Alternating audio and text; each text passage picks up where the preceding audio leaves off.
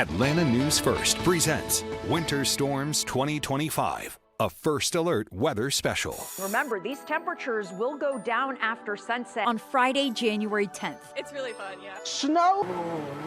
In a while without snowing, so we're here having fun. Millions of Americans saw snow in their backyards for the first time. 4, 5, 6 inches of snow. It just happened to hit when the Arctic air was already in place.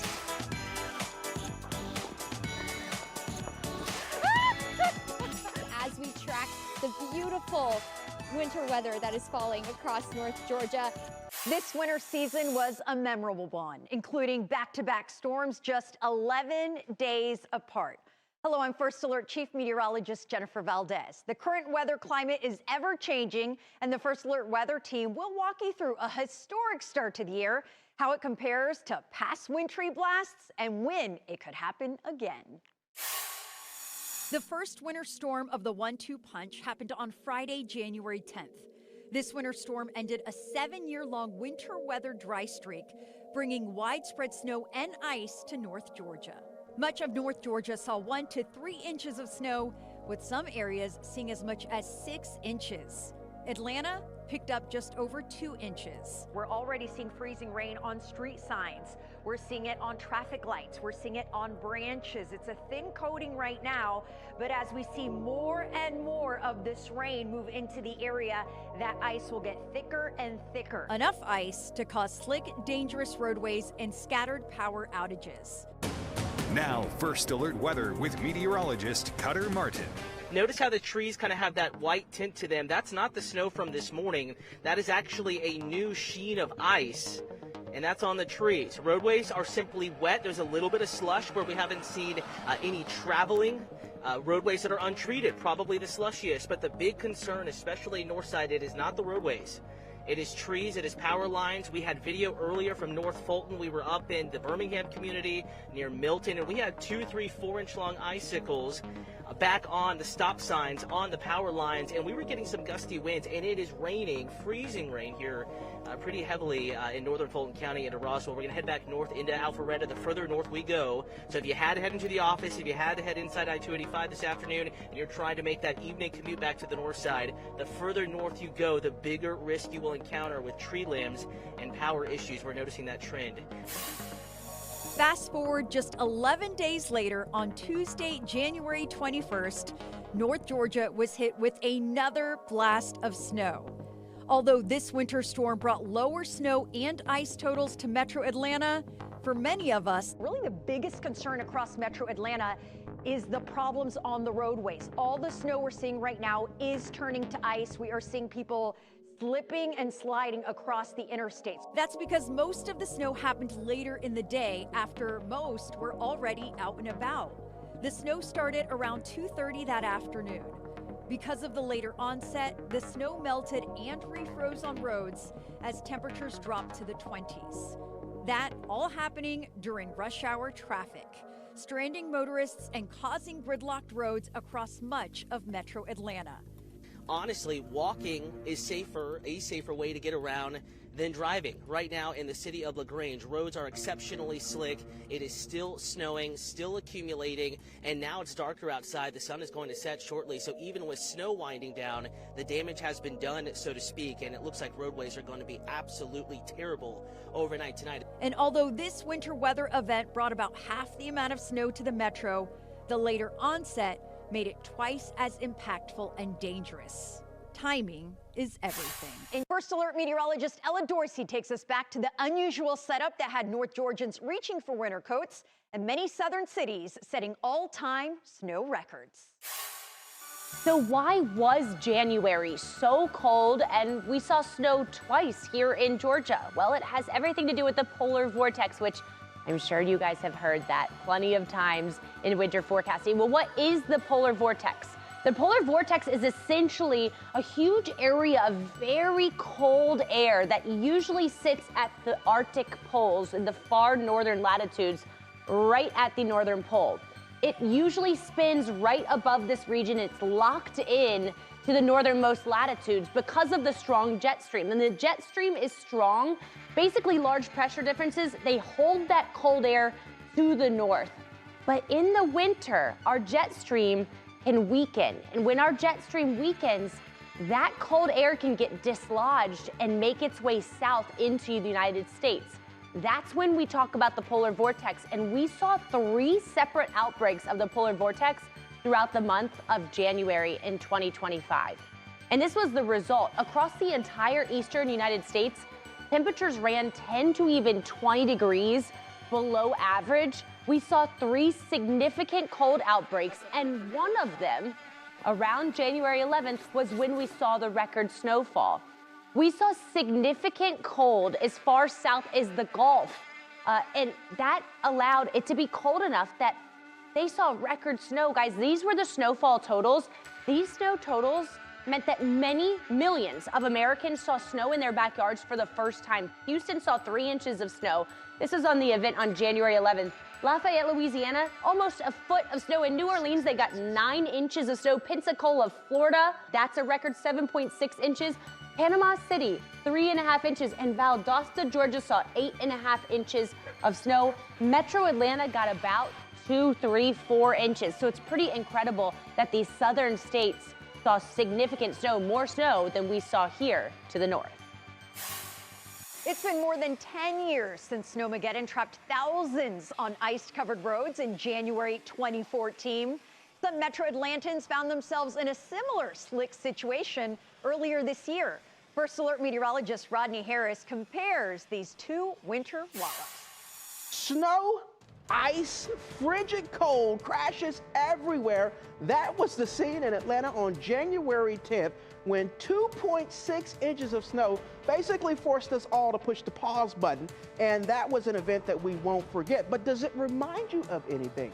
Of course it does. Let me take you back in time. We'll go from January 10th all the way back to 2014, January 28th, 2014, which is also known for us as Snowmageddon, when a similar event set up here across North Georgia. These were similar in several regards, outside of the fact that they were both in January. For both events, we also picked up just over 2 inches of snow. Now, that's not a ton of snow, and certainly not enough to produce the crashes and the delays that we saw. But the problem was, in addition to that snow, each event also included ice. And as you know, each event was also during the evening commute. So that's what really added to a lot of the delays and the problems that we saw as people were trying to get home. Now, there was a very big difference in the events. Back in 2014, we were not really prepared for that snow and that ice, which is why it was such a catastrophe. But after that, GDOT had the roads ready to rock and roll. Of course, you can't entirely prevent crashes, but we were definitely in better shape with better prep for the event that we saw in 2025. So this is rare for us here in North Georgia. We don't see these type of events often. So I want to show you the setup and why we saw that snow. First of all, we had cold air that just spilled into the southeastern U.S. It was very cold and freezing for days. So that set the stage for what was to come. Number 2 was this area of low pressure that developed along the Gulf Coast. That area of low pressure normally produces rain across the southeast, but because it was so cold, that's why we saw that wintry mix. As you recall, it wasn't just us that got the snow during that event. They also picked up quite a bit of snow in places like New Orleans and Houston, and even the Florida Panhandle, where like records amount of snow fell. Thankfully, this is not something that happens very often for us here in North Georgia. In fact, we typically don't see any days of where there's 2 inches of snow across the region. But when it does happen, we'll always keep you up to date in our First Alert weather app. Records broken and memories made as 2 winter storms swept through in January. But how does January 2025 rank with other historic winters? First Alert meteorologist Courtney Jacobazzi has the stats. This past January, we had our fair share of snow. In fact, here's a look at a view from Cobb County that I took in my neighborhood. Gorgeous trees covered in snow. Of course, it was really fun to look at. Maybe a little bit of a nuisance for everyone trying to get their daily routines done, but unfortunately, not only did we have to deal with snow, but ice. Here's a view from Sandy Springs, ice covering the trees here, and that did cause some problems on the roadways. After that snow fell, it refroze overnight as ice. Not the fun part of our January snow systems. When it comes to snowfall totals, on January 10th, we picked up just over 2 inches of snow in the city of Atlanta. Some spots picked up about 4 inches of snow in that event. And then on January 21st, we picked up over an inch of snow, so less snow, and that was definitely a bigger ice concern the next day with that second event.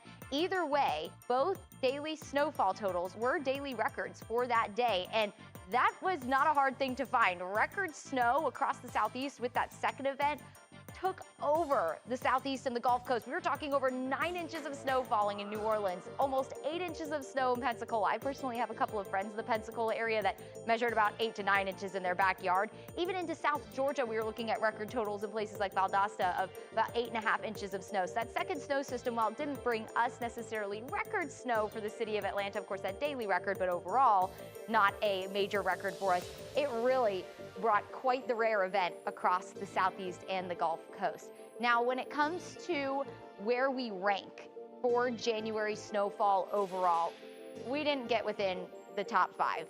The number 1 record for Atlanta, 8.3 inches in January of 1940. January 1936, we managed to grab 8 inches of snow over the month. And then number 3 spot, 1982, with 7 inches of snow for the entire month. And then we actually ranked 10. So we did get within the top 10 snowiest Januaries, bringing in a total of 3.2 inches of snow in January.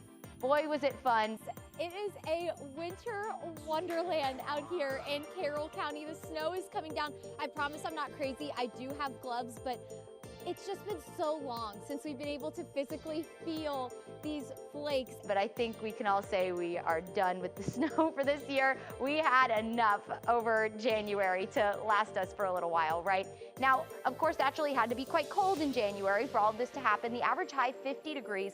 The warmest day in January was 70 degrees, which was at the end of the month, which was probably a nice relief for us after the very, very cold temperatures, like the coldest morning in January, which was 14 degrees.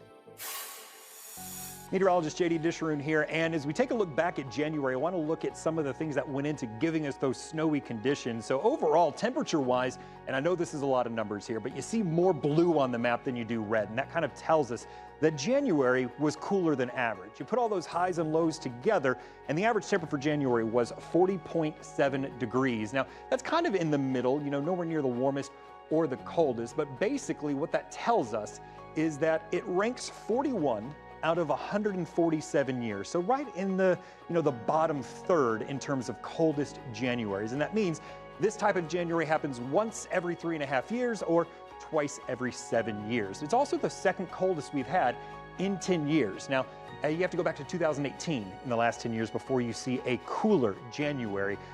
Coincidentally enough, also when we had our last snow, 1 inch snow that is. Meanwhile, our precipitation, well, about 3 inches of rain is actually below average. In fact, we saw a deficit in January of about 1.5 inches out there. So we didn't get a lot of rain. The issue was when we did get it, it was pretty cool. Now, we saw rain on days in green. Snow was the days in blue. So even though we were well below average, notice we picked up our heaviest rain day of the entire month when the high was 35. And that's the reason we picked up over 2 inches of snow on January 10th. And that's also the reason we picked up over an inch of snow for folks down here in southern metro Atlanta and then central Georgia as well on the 21st. Now, the good news is, though, as you remember, towards the end of the month, we did start to warm things up. So that was some good news there and helped to kind of moderate things out a bit. But overall, even though we didn't get a lot of rain this January, it just happened to hit when the Arctic air was already in place. This is the South, but as this January has shown us, it can get cold and snow can accumulate in Atlanta. But how rare are back-to-back winter storms? First Alert meteorologist Patrick Pete did the math. Everybody loves a good snow day. The kids get to get outside, miss a day of school, build a couple of snowmen.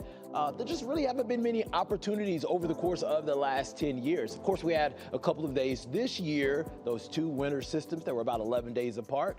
But beyond that, we had 6 years in a row where there was no measurable snowfall at Hartsville-Jackson. Back in 2018, we picked up a little bit of snow in January. 2017, we picked up a little bit of snow in December. But other than that, things were kind of quiet. But a lot of people were questioning, hey, how frequent is it for us to see more than one snow event in the same season. And whenever I take a look at data over the course of the last 30 years, well, it's happened 5 times, counting this winter. We had those 2 systems this winter, but back in 2017, December, and then in January 2018, we had 2. The year that really sticks out like a sore thumb, though, is 2010. December 2010 through March 2011, we actually had 4 different winter weather systems that impacted our area. And 2010 is just interesting for a whole lot of reasons. Back on December 15th, we actually picked up an event that, at least for Atlanta, was primarily an ice event. We picked up about 1/10 of an inch at Hartsville-Jackson, but North Fulton County picked up as much as 1/4 inch of ice. And this caused crazy issues. Take a look at this video. We actually had over 3,000 accidents in North Georgia alone. Cars were on the side of the interstate stuck because the ice was so bad.